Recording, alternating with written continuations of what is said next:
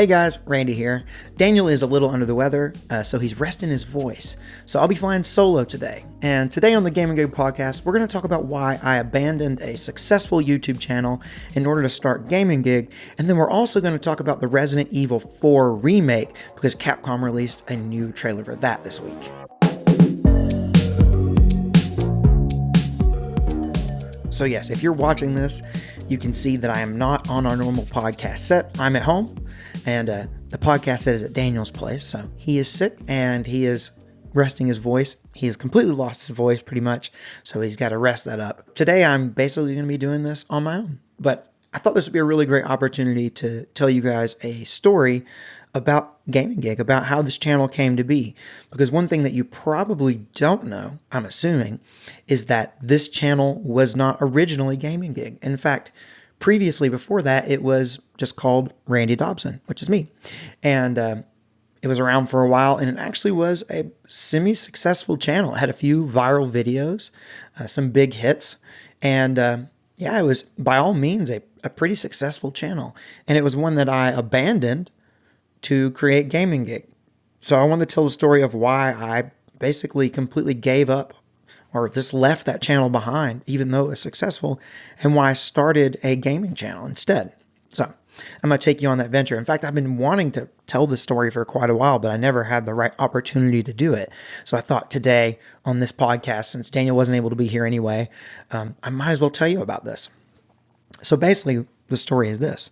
The YouTube channel Gaming Gig, our main channel, that channel really started all the way back in March of 2009 as a means for me to share videos of me and my friends playing music, specifically me and Daniel. And yes, we've been playing music together all the way back since 2009. In fact, before that. So it's been a long time. Basically, for the first 6 or so years of the channel's life, I shared almost nothing to an audience of almost no one. I was studying music in college at the time, and so I didn't really have time to post anyway. I was busy with college. But once I graduated from college, I got into something that actually was really creative and really inspiring, and it was an odd thing, but it was gaming. So I went back and started to revisit some old games from my childhood. I went back and I played a Roller Coaster Tycoon. I hooked up my old N64. I bought The Sims. I think it was The Sims 3 or 4. I don't remember which one. But it was a really, I started playing all these games that I really liked. But there was this one game that took all my attention, way more than anything else. And that was Kerbal Space Program. Kerbal Space Program was this huge thing for me. In fact, it was way more than just a game. It was this total creative experience. I was able to play this game where I could basically feel like I was an aerospace engineer, in this game. And because of how much fun I was having playing this one game, I decided, you know what? Heck, I'm going to turn my YouTube channel from a music channel into a gaming channel. And I started sharing videos that I was making using Kerbal Space Program. At first, I built iconic video game planes. For example, I built the R-Wing from Star Fox. I was building all kinds of planes from the Ace Combat series. But then I was also building and testing planes that were from, real life, the P-38 and the NASA Helios and stuff like that. And then as I kept making videos on Kerbal Space Program, I started shifting my content towards more explaining scientific concepts using the game. Things like gyroscopic precession, things like the intermediate axis theorem, all kinds of stuff like that. The game was teaching me all these crazy, I was learning all this stuff, and it was just really fun to share to other people. And you can't go back and look anymore because I've taken all those videos down. But if you were around for that, which I highly doubt you were, but if you were, you would have seen that in that first year of me making videos on Kerbal Space Program, I really played around with what type of stuff I wanted to make.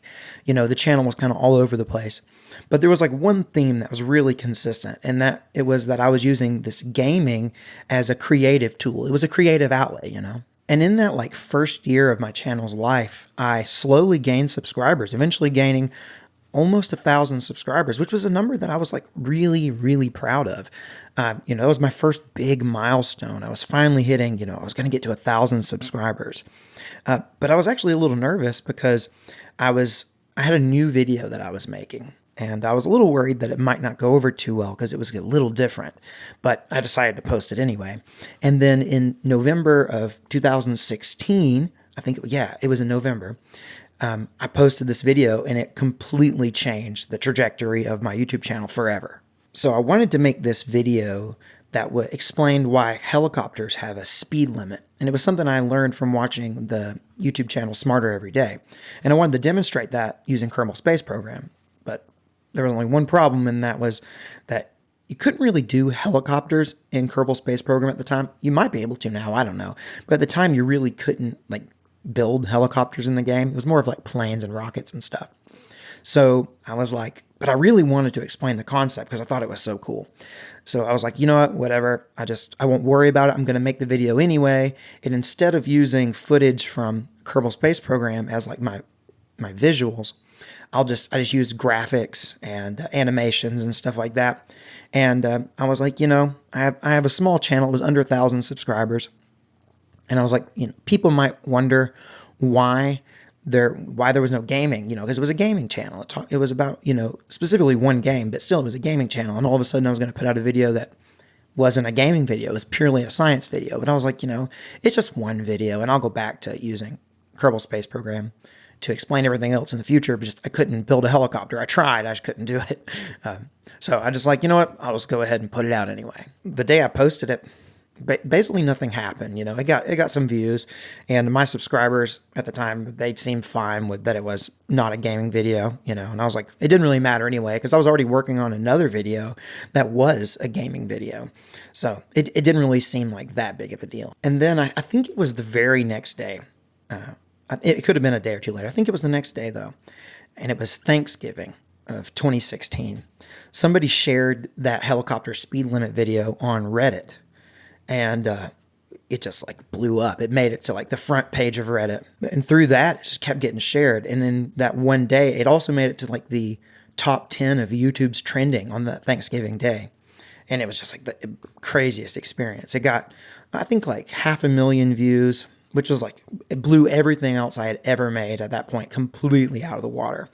And in 24 hours, I think I got like 15,000 subscribers in one day. I went from having under 1,000 to having like 15,000 in a 24-hour period. So like at that point, my channel completely changed in 24 hours. Within that 24-hour period, I went from having a gaming channel to all of a sudden, now I had a science channel. But I had just been handed this huge gift. I mean, videos don't go viral for most creators ever. And, I just had this viral video. So I was like, I'm not going to waste this. I'm not going to waste this thing here. So I immediately scrapped the Kerbal Space Program video that I've been planning to make next. And I immediately went into it. I was like, you know what? I'm going to do another science video, just keep going. And I made a video on superconductors, which is something that I obviously couldn't have covered using Kerbal Space Program. And it was a topic I would have never even like dreamed of making a video on in the past. But I was like, if that one science video did well, I'm just going to go with it. So I was like, I'm going to make this superconductor video. And that next video did really well with my new audience, which was now all about science. I had the vast majority of the people who are now subscribed to my channel didn't even know me as a gaming channel.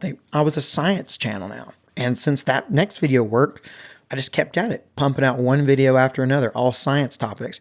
And eventually, none of my subscribers hardly remembered that I used to be a gaming channel. I mean, I might get like the occasional comment asking me like, what happened to the gaming stuff? But mostly, no, everyone was only interested in my science education channel. By this point in the story, you might have already seen the writing on the wall here, but let's just keep going.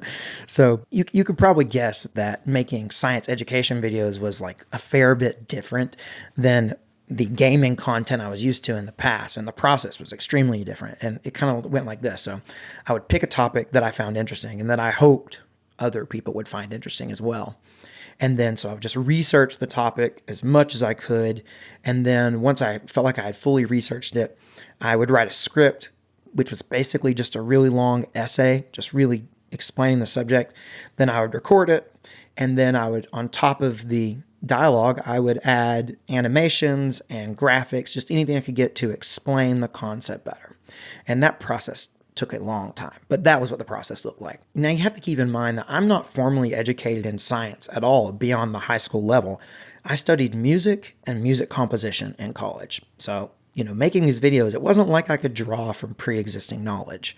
So, I really had to research this stuff because I really wanted to have more than just a surface level understanding of it. I really wanted to understand the concepts because I wanted to be able to answer questions that came up in the comments. I didn't want it to just seem like, I was, glossing over it. I really wanted an in-depth understanding. And because of that, researching these topics took forever. It was a really long and difficult process for me. And at this point, I really wasn't making videos to fulfill my creative, drive anymore. I was making videos to try to create and sustain a successful YouTube channel. It was difficult, but I just kept doing it. And because I kept making these videos, I was gaining steady subscribers. The channel was growing, but it was kind of like I found myself in this negative feedback loop where every subscriber I earned or every time my channel grew, I felt like I was just that much more likely to be basically outed. The cracks would start to show in my knowledge, People would start to pick up on that, this guy's just learning as he goes, It really became it was harder and harder to post each video because I felt like more responsibility. As I gained more subscribers, I felt like the videos needed to be better. I felt like they needed to be perfect and that I didn't, if I was going to post a video on a topic, I needed to really understand it. And obviously I'm not a professional or, in that field, in the science field. I was just learning it and presenting what I learned. And because of this long process, sometimes there would be weeks between videos. And then eventually it would be months and months between videos because I just didn't want to make them. It was just, I felt too much pressure to make them and then I wanted them to be perfect. And then I was having to do so much research. And eventually it wasn't fun anymore and I wasn't making videos anymore. I just kind of stopped doing it. And then I let 2 years go by without posting a video to the channel.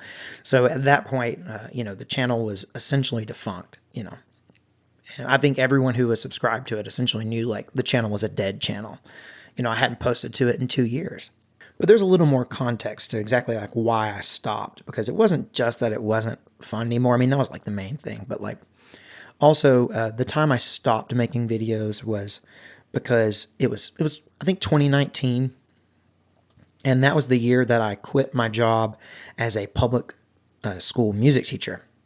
And I quit my job in public schools and decided that I was just going to pursue music full time.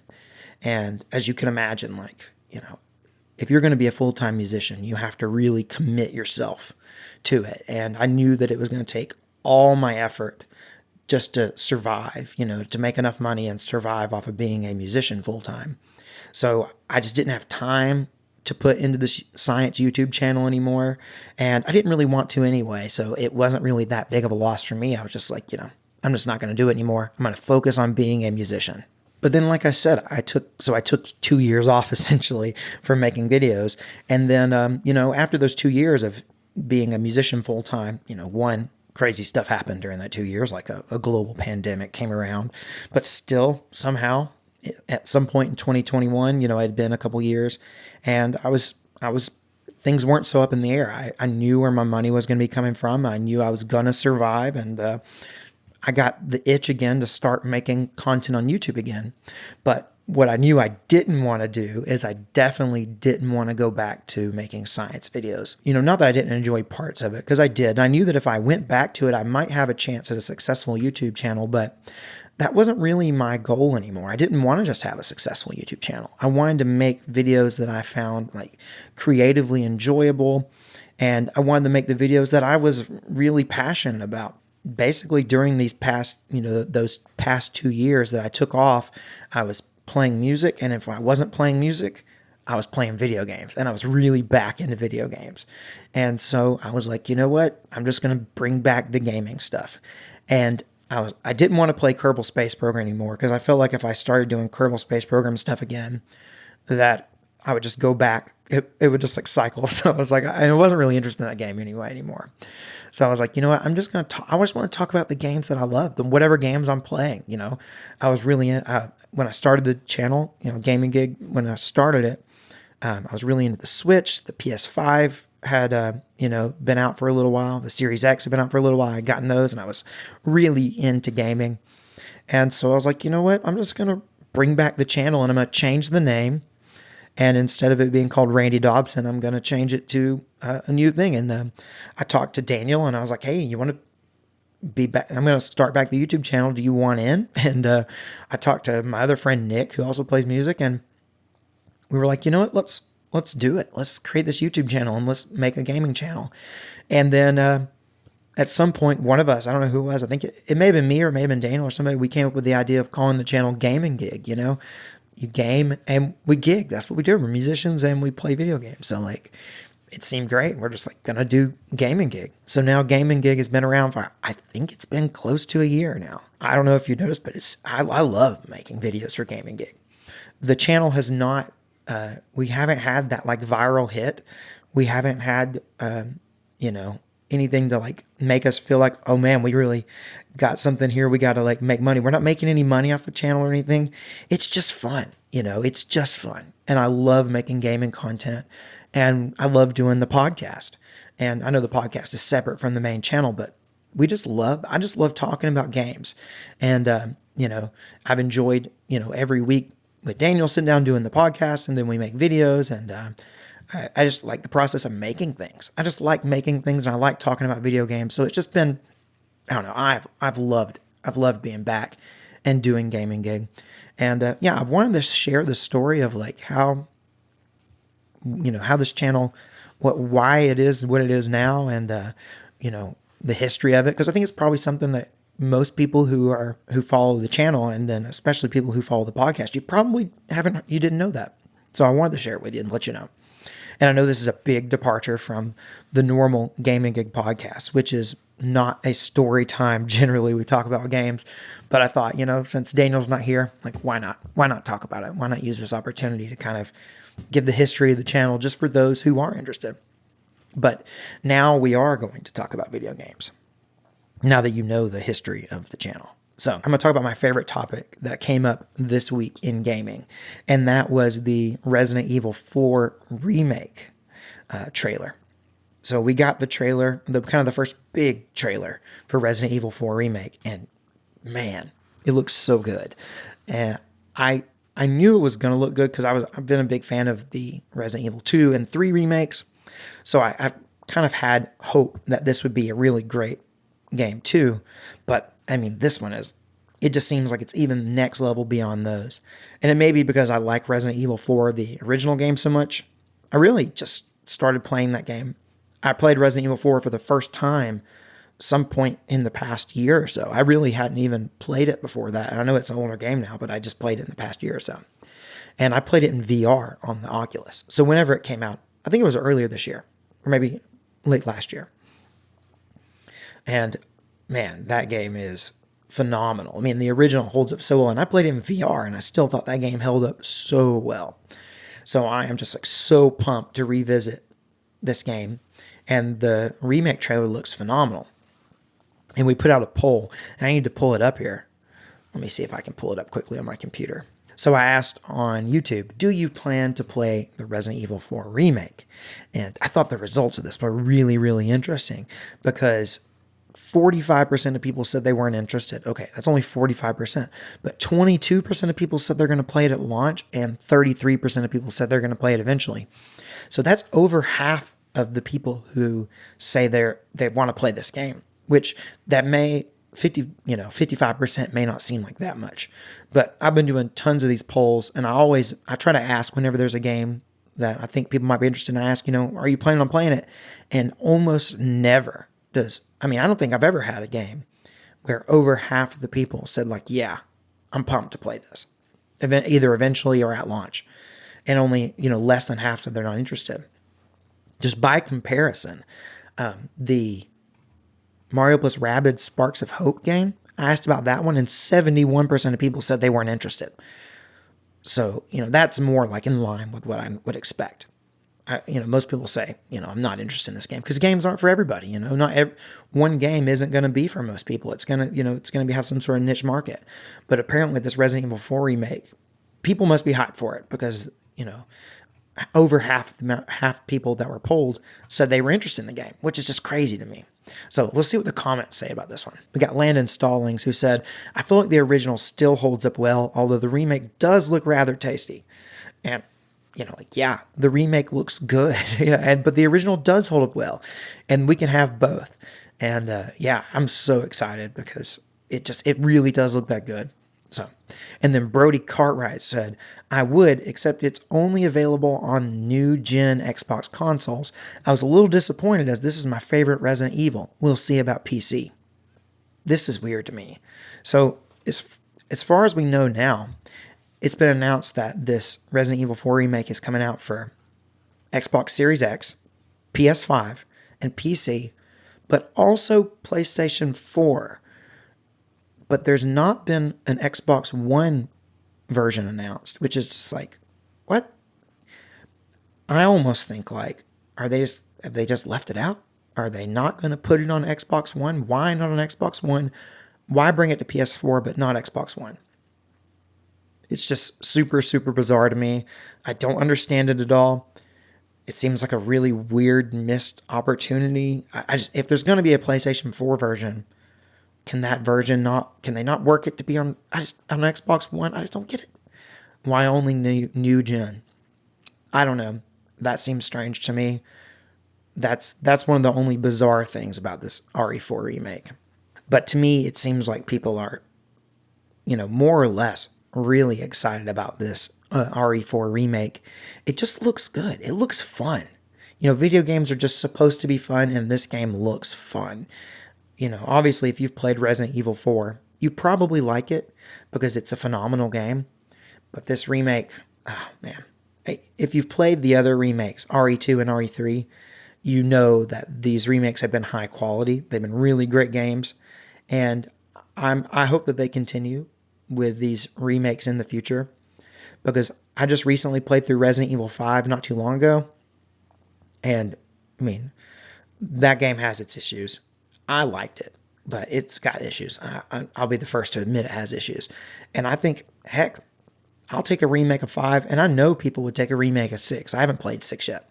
That's like that's the only mainline Resident Evil game that I haven't played yet, is 6. And because I've heard it's just an action game. I know that's like the one that people don't like as much.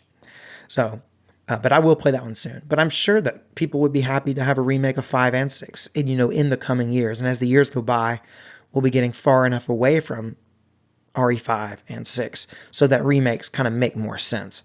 I feel like they're pumping out these remakes pretty fast, though, because I feel like the remake for RE3 came out, just like a year or two ago? So it hasn't even been that long. And now Resident Evil 4 is coming out in 2023 in March. So either way, I'm super excited. I think the game looks phenomenal. Everything they've shown, I'm sold already. It's going to be one that I'm going to be on day one. And speaking of day one games, let's talk about the games of the week. What games have I been playing? Normally, Daniel and I both talk about what games we're playing, but since Daniel's not here, I'm just going to tell you what games I've been playing this week. I just started this morning playing Mario plus Rabbids Sparks of Hope. That's what I was getting at with the speaking of day one. Actually got that game on day one, but it took me a couple days to get to it because I have been playing gigs and they've been taking up all my time. So I finally got around to playing it. And yeah, man, that game is, from what I've played, I've only played like an hour or so of it, but I'm super excited. I loved the first Mario plus Rabbids. I thought that game was phenomenal. And I really haven't played many those strategy games. And it's super well done. If you haven't played Mario plus Rabbids, either the first one or this new one, if you like games like XCOM, and I've never played XCOM, but Daniel tells me it's all like XCOM. So I hear if you like games like XCOM, that these games are right up your alley. They're really, really well done. I know it's Ubisoft, and I know that not everyone is super pumped about Ubisoft, but I think that they're really high quality games. It's weird, the mixing Mario with Rabbids, but at this point, I've already played a game with it, so I'm used to it. It's not that much of a shock anymore, and yeah, I'm super excited about playing this sparks of hope. Also this week, I have been playing a really strange game. Catherine and I, my wife, we've been playing, our game that we've been playing together is one, it's a kind of a Halloween game, and it was one that I got onto through the suggestion of Jake Baldino. And if you follow him on YouTube, he is one of the guys who makes videos for Game Ranks, which is a huge gaming channel. But he also has his personal channel. And on his personal channel, he recently made a video talking about Halloween games. And one of the games that he mentioned was this game called Costume Quest, which is a game from the Xbox 360 / PS3 era. And essentially, it's a Halloween RPG type game. It's really similar, probably like most similar to the mechanics. It's like turn-based. It reminds me a lot of Paper Mario, probably just because I just played Paper Mario not too long ago. But if you know how Paper Mario works, basically the combat is a lot like Paper Mario. But the story is, it's basically a Halloween themed game. You're trick-or-treating. There's monsters. You have these different costumes. That's where the costume quest thing comes from. You trade out your costumes and it gives you different abilities and different move sets. And you can equip, all kinds of stuff. It is an RPG, so you can equip these things to give you different powers. And your experience goes up and, all the regular RPG things. But it's kind of a kid's game, I guess, in a way.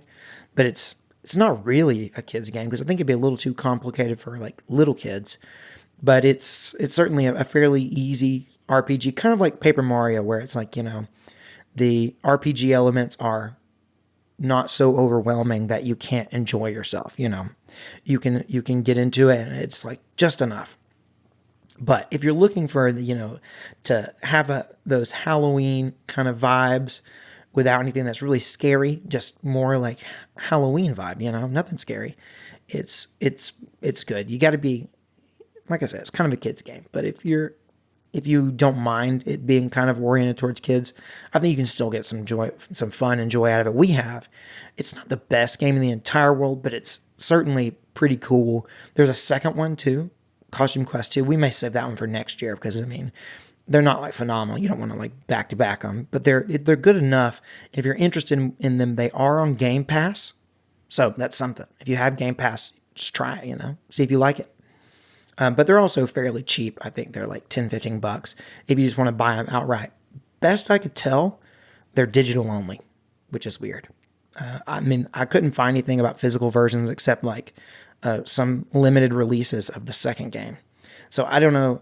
Let me know if you know anything about Costume Quest. Did it have a physical release? Because I can't find them. If they're on eBay, I can't find them. And then also this week, I have been playing a VR game, and it's The Walking Dead Saints and Sinners, which is like, I think one of the newer Walking Dead games, and it is really good, really good. If you're looking for a VR game to play, it's very high quality. I'm playing it on PlayStation VR, which, okay. I really, wish I had purchased it on Quest and not PlayStation, but the thing I like about buying PSVR games is that I can buy them physically, and I'm a collector. I like to have a physical game. And so that really was the main reason that I got it on PlayStation instead of on Quest 2, where it can be digital. It's only digital, but I do think the experience would be better on a better headset. Maybe once the PSVR 2 comes out, if it's back, I know it's not necessarily backwards compatible with all games, but I think a lot of games will be. I'm kind of getting off topic with that, but basically, I think that the Quest 2 would be a better experience, the better headset you can get, because it's a really high quality game, and I think with really high quality games, you want to give yourself the best experience. But it's really great. If you've got a VR headset, even if it is a PSVR, I'm still really enjoying it, even though the PSVR is dated at this point. It really is. It's just dated. I like it a lot, and I like that you can buy physical games for it, but it's dated. But Saints and Sinners is really, really good. It is kind of like survival RPG. It's really in depth. You forage for supplies, and then all kinds of stuff like that. It's really interesting, and if it sounds like a game you'd be interested in, I would definitely suggest it because it's high quality. And also, I'm still playing through Luigi's Mansion Dark Moon, the one on 3DS. That's going really well. And so, yeah, I'm playing like 4 games right now. It's a lot of games, but normally I only juggle like 3 games plus whatever game we're streaming. And right now we've been streaming a mixture of Fortnite and Sea of Thieves. So I'm really kind of like at least, 5 or 6 games that I'm playing this week. It's been a lot of games, but that's one of the things I love to do. I love to play games. So, I mean, you're not going to see me complain about playing too many video games. That's, one of the fortunate things I have is that I have time to play video games because I'm a musician, and I have time to do it, because I'm not always gigging. So I have time to play, and I'm really lucky that I get to do that. So, yeah. Well, we're kind of at the end here. I know normally if you've hung out with me today without Daniel being here, I know you're happy about him being gone, but I'm just joking, obviously. But I expect next week to be back to normal and us to be back on the regular podcast set, and the podcast will be back to normal. But I appreciate you hanging out with just me today, and while Daniel rests his voice. And until next time, I'm Randy. Daniel's not here. And this has been Gaming Gig.